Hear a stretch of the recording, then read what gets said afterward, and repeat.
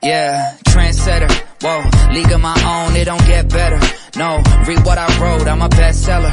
Yeah, reach for my goals, hit it dead center, hit it dead center. Bullseye, hit it the most, is no misses. Something like fish in a barrel, it's no different. Blindfold on me, I still got the most vision. Hello, and welcome to another episode of Carnivore Evolution. Today we're very excited to introduce our guest, Coach Bronson Dant, who is an author, a fitness coach, and an innovator in the field of ketogenic fitness. Welcome, Coach Bronson. Hey, well, thanks for having me, Victoria. I appreciate it. We've kind of Oh, known each other virtually for a while. It's the first time we actually get to do something together. yes, virtually. It's been a few years. I first encountered you through your book, The Ultimate Ketogenic Fitness Book. Hmm. I think it was published in 2022, and you joined my small Facebook group, and we were so happy to have you on there. But prior to that, you wrote a book about the carnivore diet called The Meat Life, which was really an explanation and introduction to doing carnivore right, and Hmm. have since published recently another book called Body Confident, which is a nutritional and cerebral approach to fitness, a holistic Ooh. approach. And I'm very excited to hear too about the F2 method that you've created, Hmm. and hopefully will explain more to us about. We know you're going for a graduate degree, a doctoral degree in health science, Hmm. and you have free training available on an app called Train Heroic and a Discord community. Well, please, we'd like to ask you to please tell us about first your carnivore journey and how you approached it, Okay. and we'll pick it up from there. And then you can tell us about the development of your fitness programs. All the different things. Well, thanks for having me again. I appreciate it. Gosh, where to even start? Carnivore journey. That we go back to 2018 when I actually started. I did not start initially. Well, so it's like a lot of people I think find in the carnivore space is we start for one reason and then we realize there's a bunch of other things going on. And we kind of go, okay, what is this all about? And that's when we really start digging into what's going on and trying to understand and learn from what's happening. So I started out as a trial just to see if there was something I could do with my diet to help with my urgent bowels and IBS. So that's really, I was having issues. I had gone from a very poor diet over the years to a much healthier, mostly whole foods based paleo kind of diet, and still couldn't figure out what was going on. And was like, let's just try this as an elimination. It was more like, hey, let's just try this as like a 30-day elimination thing and see what happens. And it was very quick that I realized, hey, things are getting better. It wasn't really, though, until I decided to go longer than 30 days. I was about 90 days in, and I really started realizing, hey, wait a second, all of the things that the IBS and urgent bowels had been impacting my life with weren't really a thing anymore, right? I was finding that I was doing things out of habit. I was doing things like before I would take a car ride, go to the bathroom. As soon as we got wherever we were going, go to the bathroom. Like I was doing all of these things in preparation for the urgency or a potential accident. And I realized that after about 90 days, I wasn't feeling that urgency. I wasn't feeling that pressure of something was going to happen. And then I started experimenting with, and it's really interesting to use that word. It was experimenting with living a different way. What happens if I don't go to the bathroom before I get in the car? What happens if I don't worry about going to the bathroom before I get on a plane, when I get on a plane, when I land from a plane, when I get to the hotel? Like in one process of taking a trip, there were 7 different stops to the bathroom, mostly just in case, right? And I realized all those just in cases weren't anything I needed to worry about. So that was a huge impact just in itself. I tell people, I didn't have 200 pounds to lose, but the weight of the stress and anxiety that I had from my bowels controlling every decision that I made every day.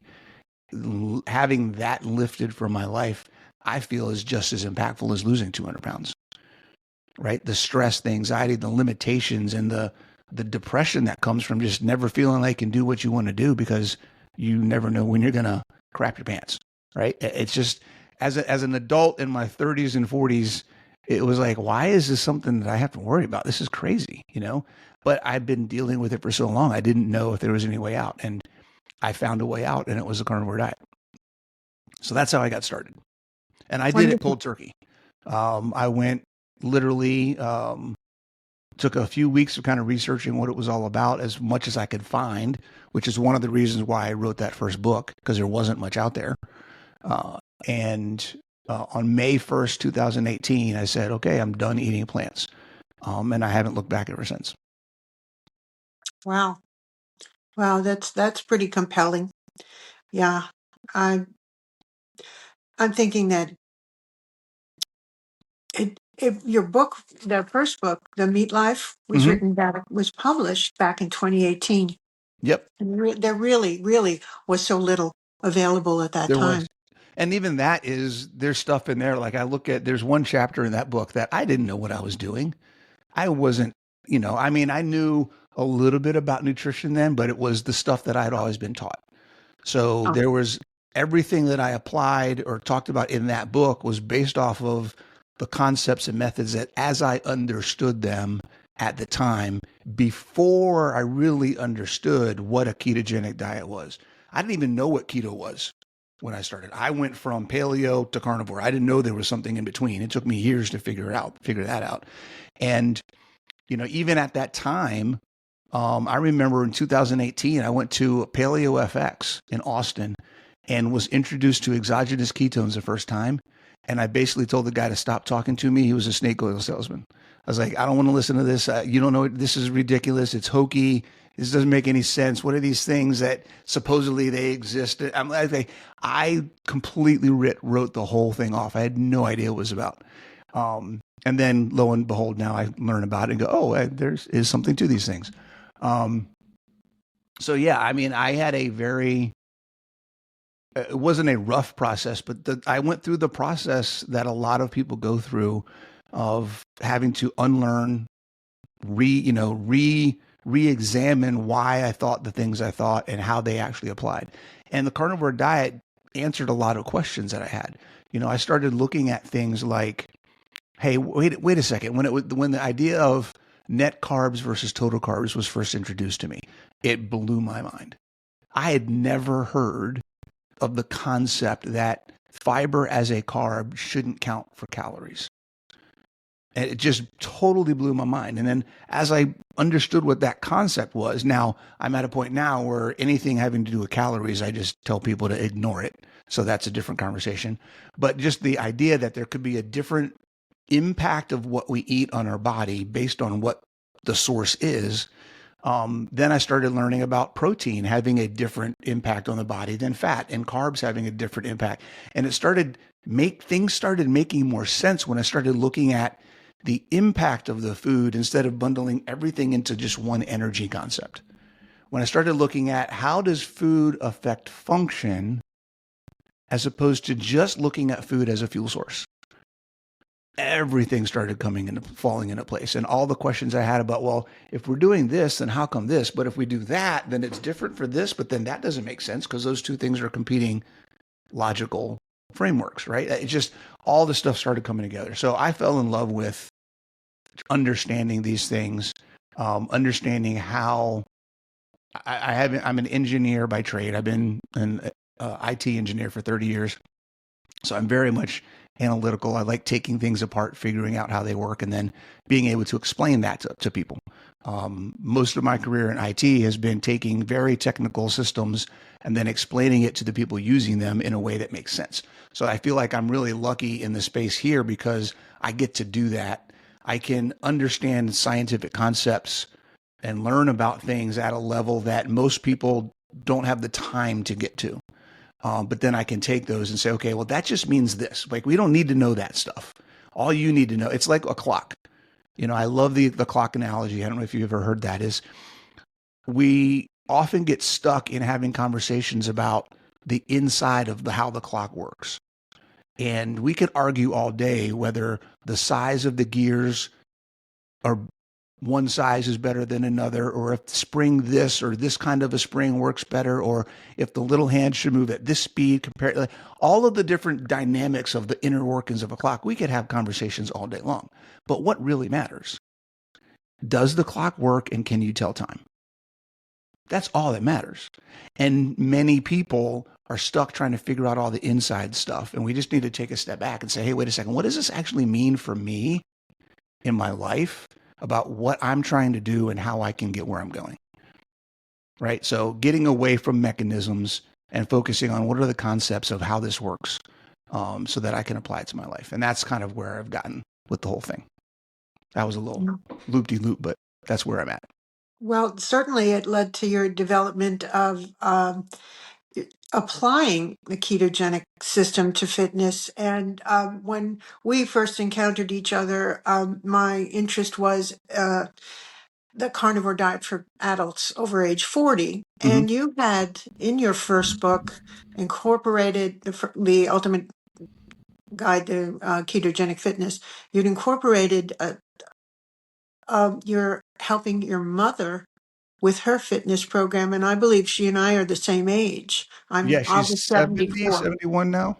71, yeah, well, I'll be Yep. 74 in December. But I was so fascinated by that just grabbed my attention immediately. And could you expound a little bit more about how that evolved? Um, Well, yeah, and that was her being a very supportive mother. Basically, I opened a CrossFit gym, and she, in support of me, was like, "Hey, I'd like to do something to support you having this gym. I know I need to build muscle. I've been diagnosed as osteoporotic, and I know I need to do something. So this is a good time for me to get started." So she worked with me as a personal training client for a while. And then as she got more confident in what she could do, she just joined the gym as a regular member, and she's been doing that ever since. I mean, she started CrossFit. God, that would have been 2015 is when she started, and she's been going ever since. She now, since the pandemic and everything being in lockdown, we built a gym for her in her basement. So she's got everything she needs in her basement, and she does my program. She does one of my programs, and she just does it in her basement when, a few days a week. But she loves it. She's constantly putting notes in there and talking to me about things that she's doing that she's never done before. She feels like she's getting stronger, and it's a continual progression, and it's been going on for 10 years now. That's crazy. She's been doing it for 10 years. wow. She started Carnivore shortly after. So she started working out in 2015. I started Carnivore in 2018. I think she started about a year later. So 2019-ish, she started saying, hey, what is this thing doing? Will it help me improve my muscle? Will it help me with my workouts? Will it help me change? She was a lot like a lot of women. She was more on the skinny fat side. So she's petite. But she was skinny. She didn't look overweight, but she was high on the body fat percentage and low on the lean muscle mass. So her goal has always been to just reverse that and improve the lean muscle mass, right? She's not worried about weight as much. It's more just being functional, having as much functional tissue on her body and strength in her body as possible. So it's awesome. That is awesome, and it leads me to my next question, which is I know that your work is evidence-based, and you've got a journal article, a peer-reviewed journal Mm-hmm. article about the things that you measure to show how your system works Mm-hmm. to improve people's physical and mental health. Yeah. Can you tell us a bit about your journal article and your study? Yeah. So that study was something that, you're like, hey, I wonder if I can actually do this. Now that I've done it once, it opens the door. I'm working on 3 papers right now. But it was basically a challenge that I was doing that I said, okay, you know what, while we do this challenge, I'm going to collect all the data and then just do a case study to kind of show what can happen when you combined fitness and nutrition, and what is the impact, particularly for women over 40 who are pre and perimenopausal. So we had, I think, 24 women who had all the classic symptoms, right? Energy issues, hot flashes, just all the different things that you get with menopause. And over the period, I think it was 12 weeks, over the period of following a regular functional fitness training routine, reducing their carb intake, increasing their fat intake, increasing their protein intake, we saw across the board some significant body composition changes, and those were all great. We saw massive improvements in physical ability. So the percentage of increase in the workouts that were being done. So the strength, the stamina, the endurance, the speed, dramatic increases. We did a test workout at the beginning of the 12 weeks, and then repeated those exact same workouts 12 weeks later. And amazing, absolutely amazing. Not even just in the strength and the speed and the endurance, but in the ability to do more complex movements. So when we talk about exercise, one of the things you may have heard is scaling or progressions, right? If it's hard for me to do a push-up off the floor, then I get on a box, or I do it on the back of a couch, or I do it on the wall, right? How can we make it easier to do, but still challenging enough to help you get better, right? Well, in this 12 weeks, a high percentage of the ladies across the board had at least one exercise that they may have done less reps of the exercise, but they did a more complex or advanced version after the 12 weeks.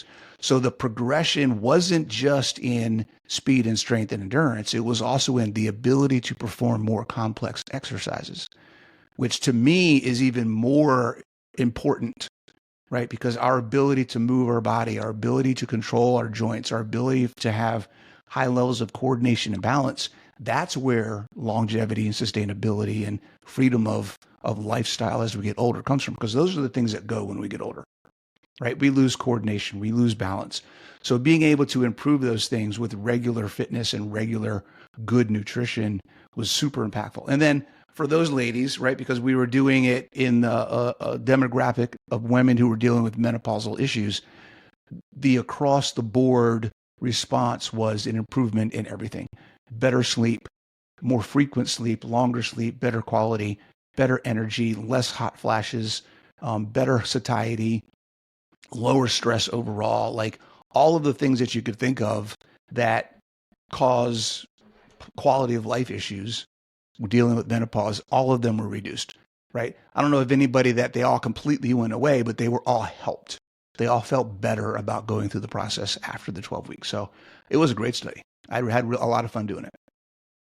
That is just fantastic work on your part, that you've just opened the floodgates to that. And I think this is just the tip of the iceberg for you, Yeah. that you're really going to take this, especially with your postgraduate studies. It's just going to skyrocket. Thanks. I appreciate it. I got a lot of things on the list of things to do, so we'll see how it goes. Well, speaking about quality of life, your most recent book, and also your journal, the companion to the Ultimate Ketogenic Fitness Guide, deal with a part of fitness that most people don't think about when they think about training. And that's the mental approach, the mindset. And could you help us understand how you evolved into that, how you developed that concept, and take us into the F2 system, which you've created? Yeah. So the F2 method is a progression of the clinical aspect, the evidence-based aspect of what I do as a coach. So, I mean, unlike a lot of the influencers who are researchers or they're medical doctors who work in a clinical space who don't have the time generally to sit down with people and work through what's going on in their head, right? As a clinical doctor, clinical medical doctor, you see a patient for 10, 15, 20 minutes, you're on to the next patient. You don't have time to listen to their problems and help them figure out what their perceptions of life are, their limiting beliefs, and those types of things. But as a fitness coach who works with people one-on-one 3, 4, 5, 6 days a week who gets to spend an hour at a time. So I'm, on average, when I owned my gym, I was spending anywhere from 3 to 8 hours with individuals every week consistently. You get to know their families, you get to know their kids, you understand all these different things that are going on in their life. And you can tell when someone walks in the door how their mental state is going to affect their workout that day. So you start making connections between what's going on with their nutrition, what's going on with their fitness, what's going on in their head, and how those three interplay. Because the longer you coach, the longer you work with people clinically, the more you realize that the workout plan doesn't matter. The nutrition plan doesn't matter if you're not in the right headspace to do it consistently and to do it the way that it needs to be done. So the most important aspect of your health journey starts in your head. It has nothing to do with the diet you choose, has nothing to do with the workouts that you do. Because you're not going to be consistent. You're always going to be looking for shortcuts. You're not going to understand why you're really doing it. There's so many different things that get in the way of the execution piece, and none of it has anything to do with the plan itself.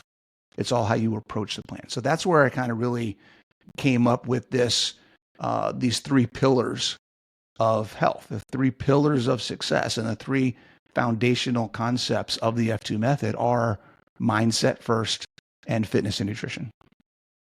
Wow. Wow. It's just so innovative and so caring and holistic in your approach.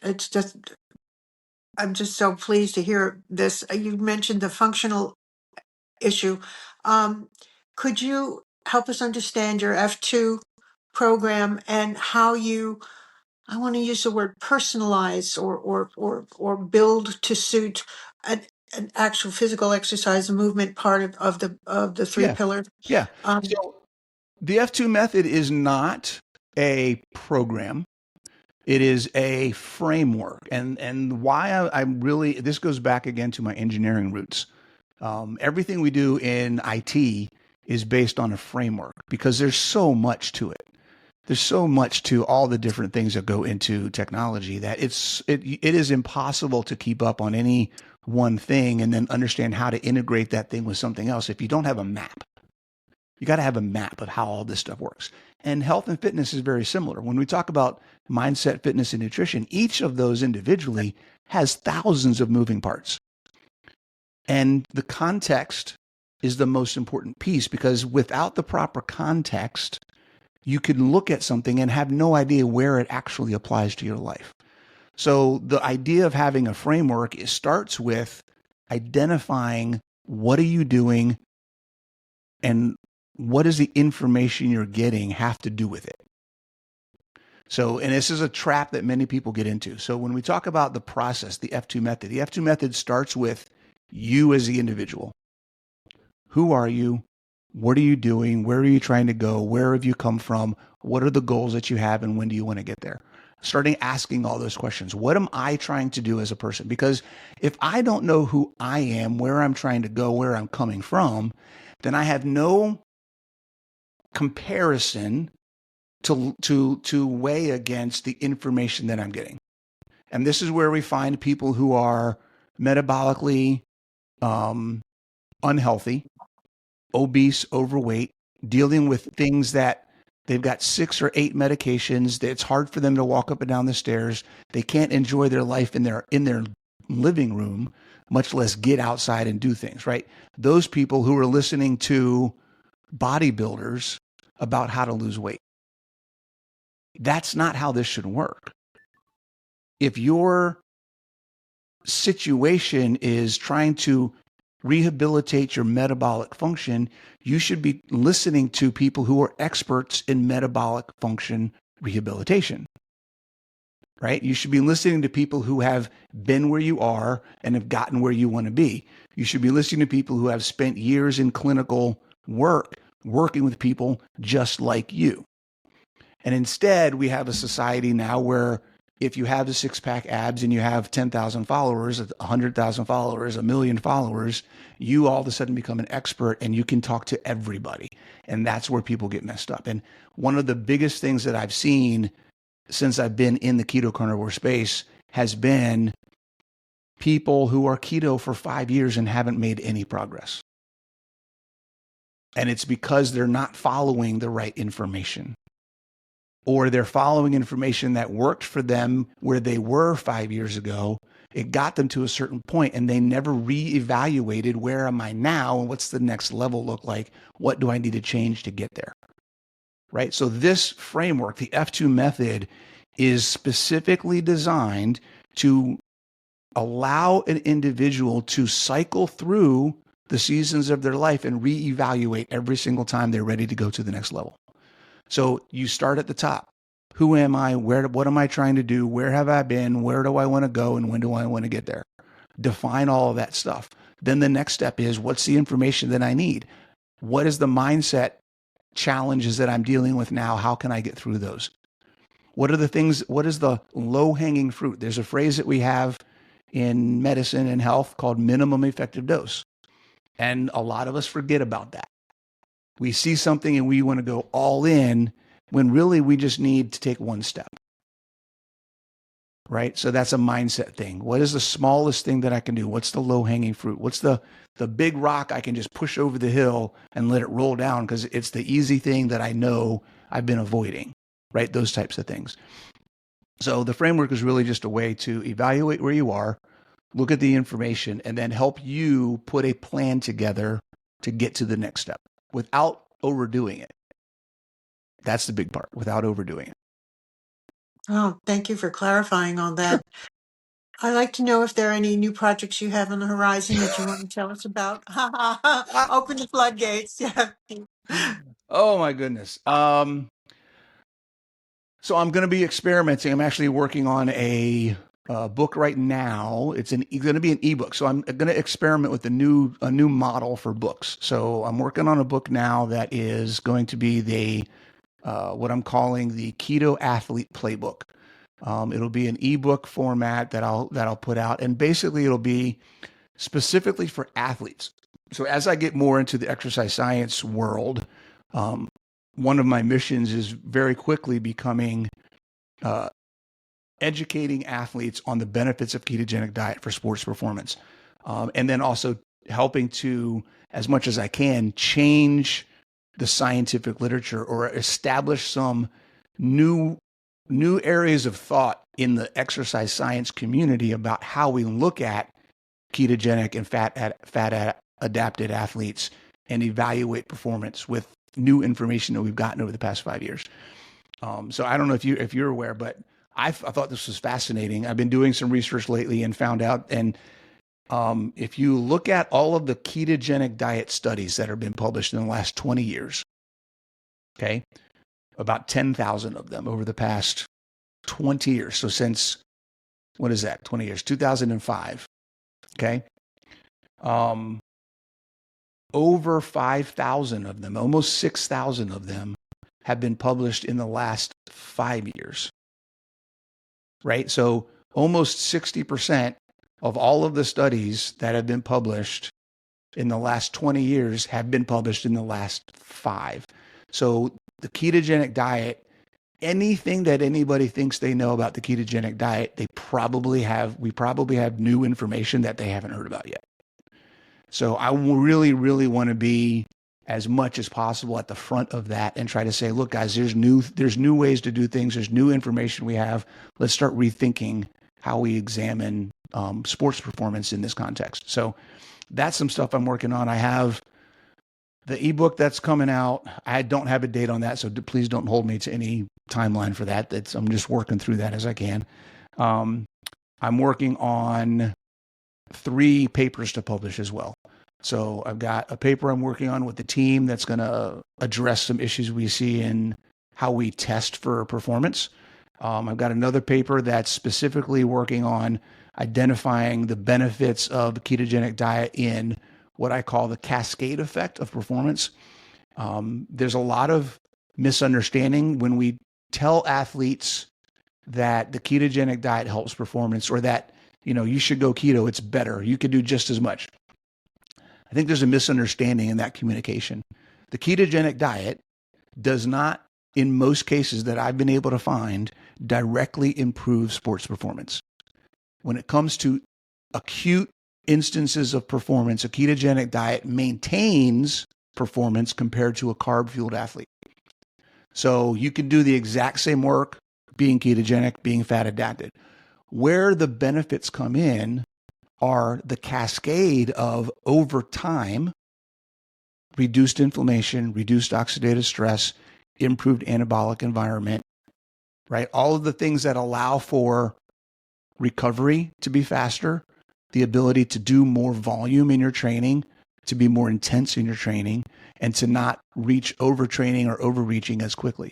So the benefits come from the long-term continual training as a fat adapted athlete that allows the volume to then improve performance, right? So it's a long-term thing that you see those benefits from. So explaining that nuance to people and saying, look, and it also impacts the sustainability. So the cool thing about that now is we can talk to athletes and we can say, look, you're not going to get any better performance immediately directly after being fat adapted.